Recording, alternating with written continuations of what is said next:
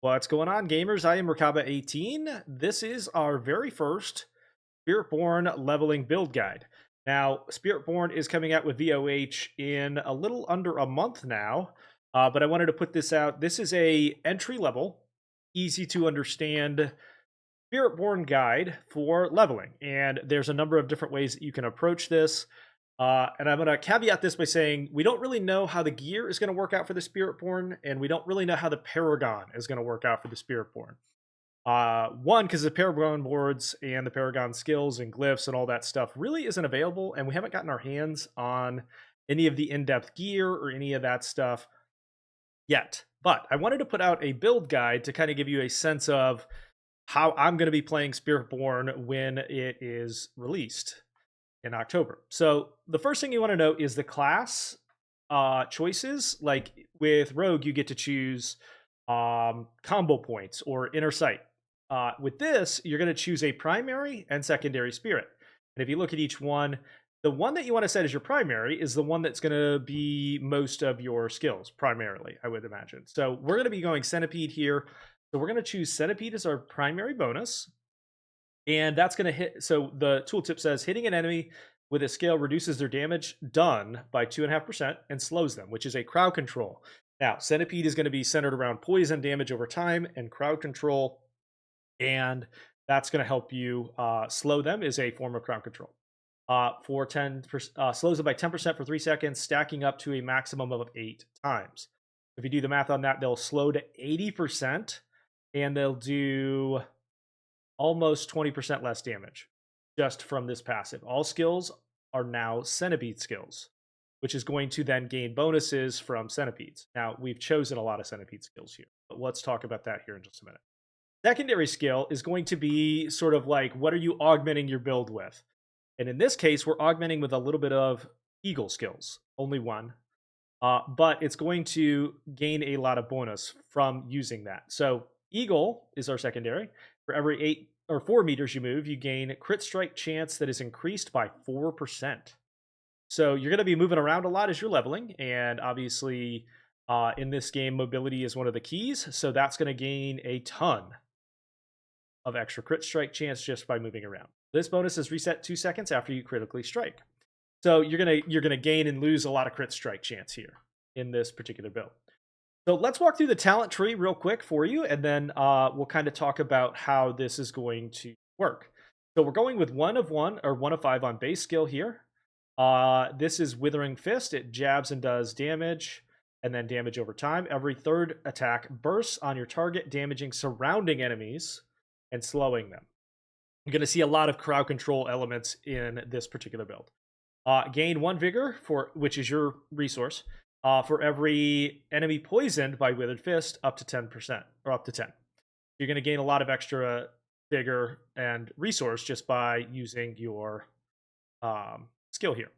Every poisoned enemy deals 20%. Poisoned enemies by Withering Fist deal 20% less damage, which is going to help you in almost all circumstances. Now, this is a non-core skill build. We're going to skip the core, which would be Stinger or Volley, and then instead we're going to go Follow Through. Basic skills deal increased damage, double this bonus for the third cast. So a lot of our damage is going to be spamming basic skills and then using cooldowns, and then you're going to gain bonuses to basic skills through your gear, through your stats, and through this particular passive here. We're going to come down to our focus skills, which are like mobility, survivability, more like defensive oriented skills. And this is where we're going to get 1 of 1 or 1 of 5 on Soar, which is basically the move that like lifts you up in the air and then fly. So you're going to be moving a lot and using this as often as possible. So cooldown reduction is going to be important and helpful here. It's going to make them vulnerable, and you're going to crash down onto them and then damage. Come all the way down here, and you're going to become unstoppable as a way of breaking crowd control and keeping yourself alive. The next enemy hit after Soar is a guaranteed to critically strike. So you're going to be gaining bonuses for moving and for using movement abilities. So you're going to have a ton of uptime on crit strike bonuses. If it hits no enemies instead, you gain movement speed for 3 seconds, which is a way of maybe I need to get away from a boss, or I need to get away from a group of enemies to survive. We're going to take Apex, which increases damage to vulnerable enemies and doubles versus elites. Going to take the diminished passive, which means that they're going to also do another 15% less damage than you on top of all the other bonuses you're gaining. So you're gaining a ton of survivability just passively here without even putting any gear. Toxic Skin is our sort of like our toxic barrier defensive ability. It's got a passive ability that enemies that attack you are going to. It's sort of like thorns, but it gains a poison effect. So if they hit you, you're hitting them for a poison effect, and then you can activate the ability and apply poison in a trail and make you unhindered, meaning you can't be slowed or stopped in specific ways. While active, Toxic Skin's poisoning is increased by 100%.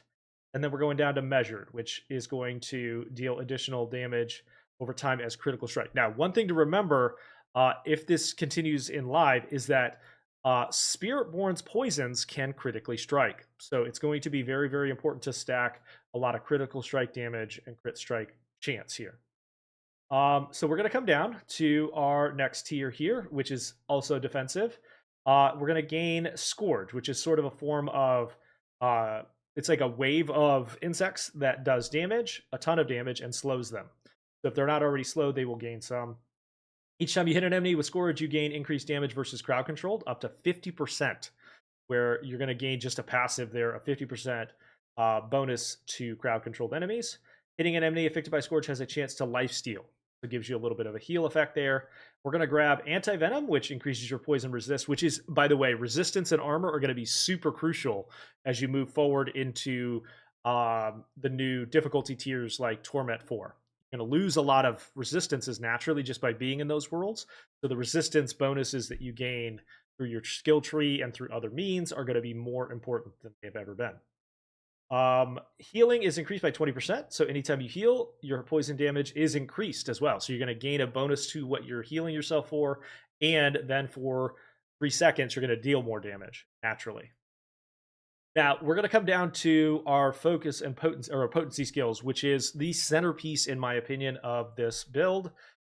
This one caught my attention at the very beginning when they first announced these skill trees. So I'm curious to see if this tooltip survives. But this damage is, I believe, the highest base multiplicative bonus in the entire game. So Touch of Death is a cooldown. Now, you could make it a core skill here, but because we're going basic, I didn't, and you're going to want to focus on some cooldown reduction for some of the other abilities. I went the other direction with it. We're just going to keep the cooldown. We go 5 of 5 for the 420% bonus over 9 seconds. After the infection expires, a swarm hatches and seeks out enemies, dealing additional damage per hit. And you can have 3 of those active at any time. So as you're killing stuff, you're doing more damage as a way to help there. Touch of Death also will heal you for 2% of your health for a total of 18%. You heal any remaining swarm when the swarm hatches. And then Touch of Death's burst every second, applying more poison damage over 6 seconds to surrounding enemies. So it turns into a little bit of a cleave there. Ravenous is going to give us just natural damage to bonus damage to healthy, and total overall damage. Your Centipede skills deal 12% increased damage to crowd controlled, meaning you can gain additional crowd control, and you get durations, so the slow effects will be long. We're going to take 2 of 3 on resolution, and then 3 of 3 on all of the ultimate passives here as a way to gain passives from intricacy, which is potency or defensive. You get cooldown reductions and free casts on skills. We're going to go hitting enemies heals you while you have an ultimate active or on your board. Casting a ultimate gives you unstoppable, which is always helpful. Your vigor is increased by 30. And then we have killing enemies gives you supremacy, which is a 30% multiplicative bonus. And then you gain more stacks and then lose them once your ult is expired. This is new in the expansion, by the way. Devour is the ult. You can get 5 ranks in the base tree of your ultimate. Now, you can also gain bonuses to your ult through ranks in your gear, meaning like if you equip Shaco, you're going to get +4 to your ultimate as well. However, that only applies to the ultimate that you are currently spec'd into. So you're not going to gain bonuses to all the ults and be able to use them. This one is a spirit of Centipede that emerges and deals a ton of damage and lasts for 15 seconds. We're going to grab Harmonious, which is it launches globs that also further apply more damage to anyone on nearby. And then while the Devourer is active, if a non-boss enemy life becomes poisoned, they die instantly and unleash a pestilent swarm that deals 30% per hit to enemies that it passes through. So it's going to do a lot of extra like cleave damage, and it's going to cause a ton of chaos. And then for our alt passive or our key passive, we're going Noxious Resonance, which with your crit strikes, you cause the enemy to burst for 100% of their total poison damage that they're taking as direct poison damage to themselves and to all surrounding enemies. So you're going to kind of see that all of your poison's going to end up like cleaving to everyone else around you and dealing an insane extra bonus there. So like I said, we don't really know how runes are going to work for the Spiritborn yet. We don't really know how gear is going to work all that well yet. We don't know what the Paragon board looks like, and we really don't know how tempering is going to work all that well. I will put out some updates on this video as we get more information, and I will update you all on the end game pieces to this build. But I do believe Poison Centipede with some elements of Eagle are going to absolutely slay in the leveling experience. So I will see you all for the launch of VOH in October. Watch for guides for me for the other classes throughout the season and throughout the expansion. Make sure to hit that sub button if you like the content here, and I will see you on the live streams. Thanks for watching.